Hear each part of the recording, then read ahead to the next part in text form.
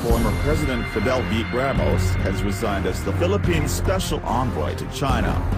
President Rodrigo Duterte appointed Ramos as Special Envoy in July to thaw Philippines-China relations after years of tension over claims in the South China Sea. The moment the president came back from China from a successful state visit, I resigned as Special Envoy to China because the officials have taken over, Ramos said. I've done my job to break the ice and to help restore the ties of goodwill and friendship, he added in an interview after paying tribute to the departed Thai king during the village at the Thai embassy in Montevideo City.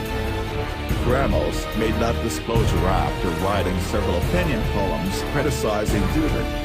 In a column published by Manila Volante early this month, Ramos, on occasion of Duterte's 100th day in office, said the president did not hit the ground running during the first months of his administration.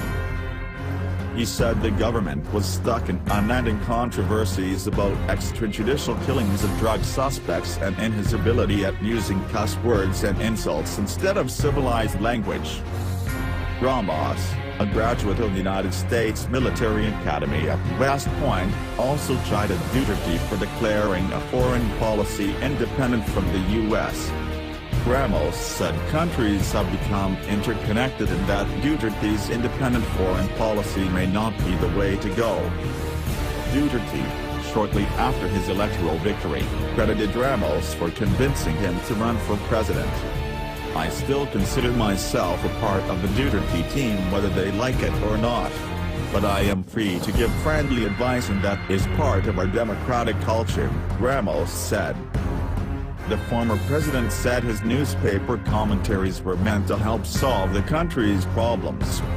You must consider me an older brother of the big Filipino family because of my long service in government, Ramos said. I must be considered by everybody, including the present president, as an older brother of the family, he added. Those who wish the big Filipino family peace, sustainable development, progress and a place of respect and even admiration in the family of nations, must get together and look for the best solutions to the problems, Ramos said. That is my attitude, he added.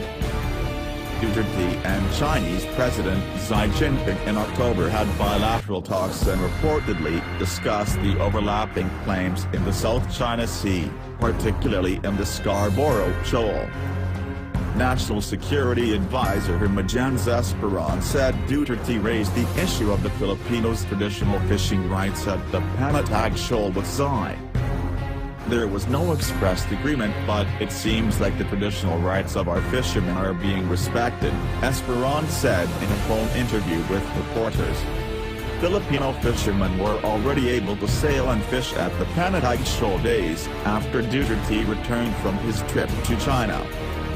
Esperon said no agreement was reached during the bilateral talks when Duterte raised the ruling of the Permanent Court of Arbitration upholding the country's exclusive economic zone and the Filipinos' traditional fishing rights. Xi, in turn, reportedly raised China's historical claims.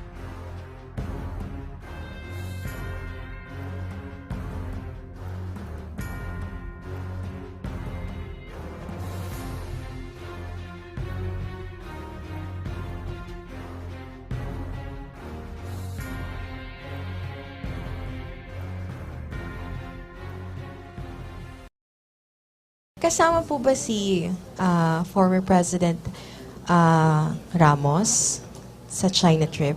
Nung nag-usap po kami ni former President Fidel V. Ramos nung nakaraang Sabado, ang sinabi niya po ay hindi siya sasama. Sinabi po niya ang dahilan, sir? Hindi niya sinabi yung dahilan kung bakit hindi siya sasama, pero I believe that it is about giving respect to our current President, Rodrigo Duterte, sapagkat kung dalawang presidente po ang pupunta doon, siyempre, I see. posibleng mahati yung atensyon. Pero nananatili po yung pagiging special envoy po. Yeah, we just had a security cluster meeting last Saturday. Alright. Kung wala kang mabuting sasabihin, mainam pang manahimik ka na lang. Yan ang ikangay unsolicited advice ni dating Pangulong Fidel Ramos kay Pangulong Duterte. Ayon kay Ramos, kung panay ang pagpapa-impress ika nga sa pamamagitan ng mga salita, lalong umihina ang kontrol ng isang tao. Mas mainam anyang manalo sa pamamagitan ng mga aksyon at hindi sa mga argumento. Delikado rin daw ang pagtatayo ng anyay fortress para ihiwalay ang sarili. Ang reputasyon anya ang haligi ng kapangyarihan, kaya dapat itong pangalagaan. Hindi rin daw dapat magmadali dahil kapag ganoon ay tila nawawala ng kontrol sa kanyang sarili at panahon ang isang tao. Paalala pa ni FBR, mag-ingat sa mga bagay na ibinibigay ng libre dahil madalas anyang may nakatago itong kapalit.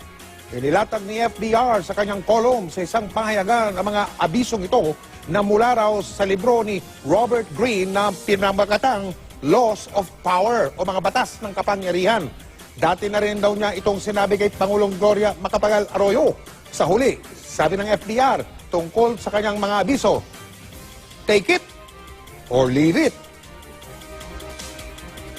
Kinababahala raw ng Amerika at ng iba pang bansa ang mga kontrobersyal na pahayag ni Pangulong Rodrigo Duterte. Tungkol yan sa relasyon ng Pilipinas at Estados Unidos. Ayon yan sa isang ikangay top o medyo mataas-taas ang rangkong diplomat ng Amerika na nandito sa Pilipinas ngayon. Mula sa lungsod na Makati, nakatutukuhan si Sandra Aguinaldo. Sandra. Yes, Mike, tama ka. No, nagdudulot daw ng pangamba yung mga maanghang na salita ni Pangulong Duterte nitong mga nakarang araw. At yan nga po ay sinabi ng isang US diplomat na bumibisita sa ating bansa ngayon. Ilang araw matapos ang kontrobersyal na pahayag ni Pangulong Rodrigo Duterte kaugnay sa separation o paghiwalay ng Pilipinas sa Amerika sa larangan ng militar at ekonomiya, dumating sa Pilipinas si Daniel Russell, U.S. Assistant Secretary of State for East Asia and the Pacific. Sa pulong nila ni DFA Secretary Perfecto Yasay Jr., ipinarating ni Russell ang anyay pagkabahala ng ilang bansa kasama ng Amerika sa mga pahayag ng Pangulo. I pointed out to Secretary Yasay that the succession of controversial statements and comments and a real climate of uncertainty about the Philippines' intentions has created consternation in a number of countries, not only in mine. This is not a positive trend. I told them that it was intended simply for the Philippines, for the Filipino mindset to separate themselves from that paradigm of dependency and subservience to foreign interests. So it has nothing to do with breaking any relationship with the United States or breaking diplomatic ties. Sabi ng opisyal ng Amerika, kung independent foreign policy ang nais ng Pilipinas, walang dapat baguhin sa dati ng ugnayan. So it's a mistake to think that improved relations between Manila and Beijing somehow come at the expense of the United States. That's not the way that we think about it. This should be addition and not subtraction. Tinawagan din sa telepono ni U.S. Secretary of State John Kerry si Yasay. Matapos nito, binisita rin nila si Defense Secretary Delfin Lorenzana. A big part of the message that Secretary Kerry has conveyed, that I convey, is that there is a deep wellspring of affection and a deep wellspring of respect between the United States and the Republic of the Philippines. The United States remains a steady and I hope trusted partner, a strong ally. We stand ready to honor our commitments.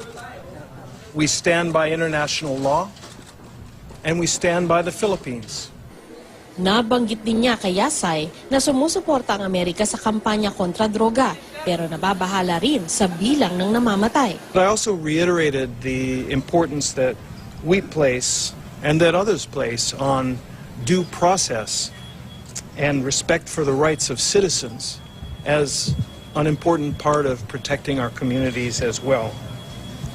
And the growing uncertainty about this and other issues is bad for business as well. Sa huli, kapwa nagsabi ang dalawang opisyal na mananatili ang ugnayan ng Pilipinas at Amerika.